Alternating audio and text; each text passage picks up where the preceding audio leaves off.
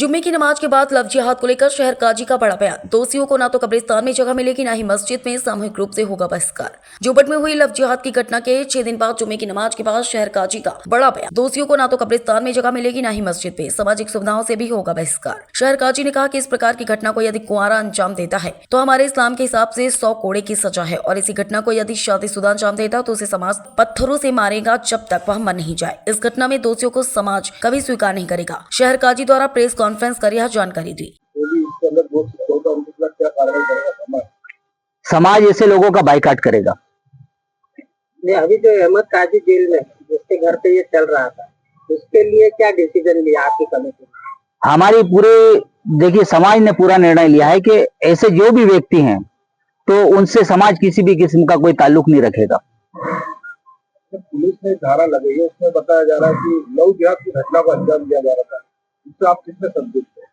अब देखिए इसके बारे में तो इसकी गहराइयों में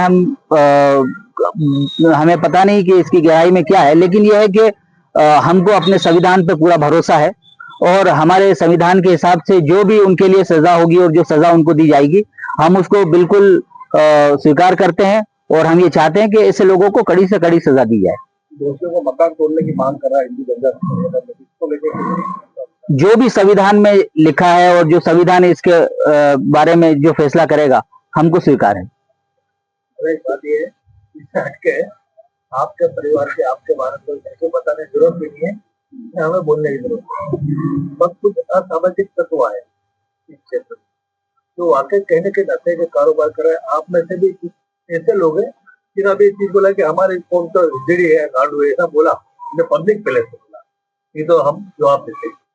ऐसे ही लोग माहौल दिलाते, ये लोग जी लोग यहाँ पे बैठो होता किसी लाइन में आके, मीडिया लाइन पे आके, राजनीति में आके ऐसे सब तो सुने। अगर वो इधर बोलता तो विवाद करते, तो कम से कम ऐसे लोग देखिए यहाँ के लोग बहुत अमन करते थे, सबसे भाईचारा अधिकारी बचपन का है। ये जो लोग इस तरह के शरारती तत्व है, एक तो इस पे मेरा इसको थोड़ा ध्यान दीजिए। तो दूसरा है कि मानो हमारे साथ विवाद हो जाती है किसी बच्चे का आपस में, उससे एक तो गुरु आगे मारपीट करना कहीं ना कहीं ये सभ्य समाज की निशानी नहीं है। बिल्कुल नहीं है, बिल्कुल आपकी बात से मैं सहमत हूँ। ये वो नहीं है, मेरा ये है कि ये चीजें जो ऐसे साहिब के लोग आपसे चीजें आगे जी बिल्कुल, देखिए आपकी बात से मैं बिल्कुल सहमत हूँ। क्या कि बाहर से जो लोग आ रहे हैं, अब बाहर के अलग अलग माहौल रहते हैं, अलग अलग जगहों के, उनको जोबट के बारे में भी मालूम नहीं कि यहाँ पर किस तरीके से लोग रहते हैं और किस तरीके से आपस में भाईचारा बना हुआ है, उस चीज को वो समझते नहीं है और उनकी वजह से माहौल खराब होता है। तो मैं पूरे समाज से भी अपील करना चाहूंगा कि ऐसे जितने भी लोग हैं तो उनके बारे में समाज सोचे और निर्णय ले कि ऐसे लोगों को सुधारा जाए या फिर वो जहां से आए उनको वापस वहीं भेजा जाए। आरोप अगर सिद्ध हो जाते हैं तो समाज को कार्रवाई करेगा? देखिए समाज को इस तरीके की कोई कार्रवाई करने का तो अधिकार ही नहीं है ना, ये तो संविधान करेगा जो भी कार्रवाई हमारे संविधान के हिसाब से होगी। देखिए समाज जो है, सामाजिक तौर पर जो चीजें होती है सिर्फ वही समाज कर सकता है, बाकी कानून को समाज हाथ में नहीं ले सकता। कानून कानून है, नहीं समाज स्तर पे जो बात आपने अगर जेल से जमानत से बाहर आए तो क्या उसको आप यहाँ मस्जिद में करेंगे? देखिए वो बात मैं आपसे पहले कह चुका हूँ कि पूरा समाज जो है ना इस चीज को किसी भी तरीके से एक्सेप्ट नहीं करेगा, और जो कुछ भी उचित रहेगा पूरे समाज में जो निर्णय होगा उस वक्त तो वो ऐसा फैसला लिया जाएगा।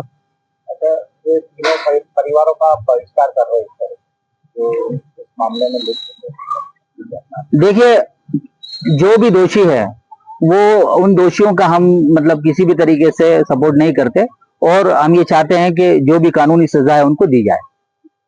जी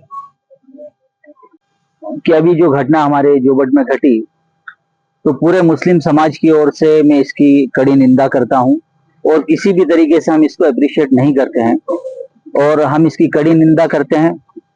और हमारे धर्म के पॉइंट ऑफ व्यू से अगर मैं बात करूं तो हमारे धर्म के हिसाब से ये एक बहुत ही घोर अपराध है, जिसकी सजा ये है कि अगर कोई व्यक्ति ऐसी हरकत अगर करता है तो उसको 100 कोड़े लगाए जाते हैं इस्लामिक धर्म के अनुसार। और अगर शादीशुदा व्यक्ति अगर ऐसी कोई हरकत करता है तो उसको पत्थरों से उस वक्त तक समाज मारेगा, ये कानून है कि पत्थरों से समाज उस वक्त तक मारेगा जब तक कि वो मर न जाए। ऐसी कड़ी सजा इस्लाम ने इसके लिए रखी है।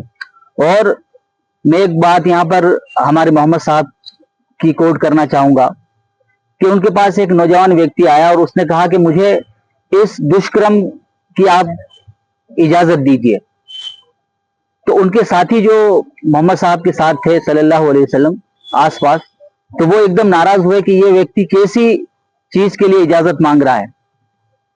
तो उन्होंने अपने साथियों को खामोश किया और उस नौजवान को पास में बुलाया और उससे कहा कि बेटा ये बताओ कि क्या तुम इस बात को पसंद करते हो कि तुम्हारी माँ के साथ कोई ऐसा करे। तो उसने कहा कि नहीं, मैं किसी भी तरीके से इस बात को पसंद नहीं करता हूँ।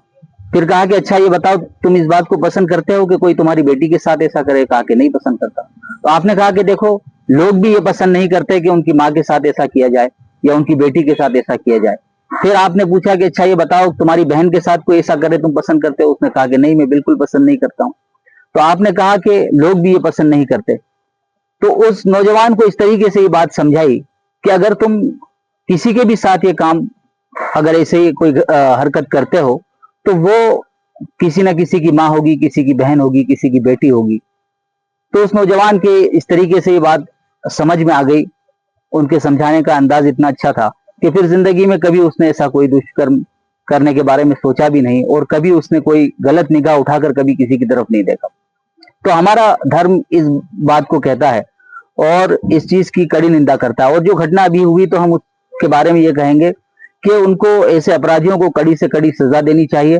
और आज हमारे पूरे समाज ने आज जुमे के दिन ये निर्णय लिया कि ऐसे जितने भी असामाजिक तत्व हैं जो नशे के अंदर लत में लगे हुए हैं या नशे को बढ़ावा दे रहे हैं और जुए सट्टे को आम कर रहे हैं और नौजवानों, नई नस्ल के अंदर इन चीजों को बढ़ावा दे रहे हैं, तो उनके खिलाफ समाज सख्त कदम उठाएगा।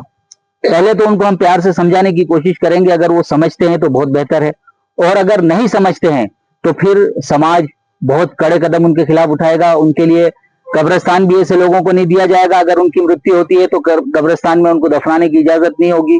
इसी तरीके से और भी जो सामाजिक सहायता है, ऐसी किसी भी सहायता को उनको नहीं दिया जाएगा। उन तमाम सहायता से और उन चीजों से उनको वंचित कर दिया जाएगा।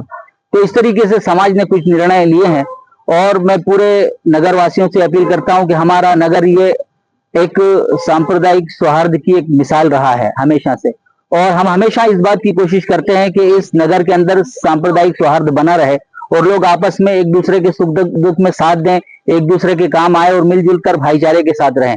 तो मैं पूरे नगर वासियों से ये अपील करता हूं कि वो आपस में भाईचारे को बनाए रखें और सांप्रदायिक सौहार्द को बनाए रखें।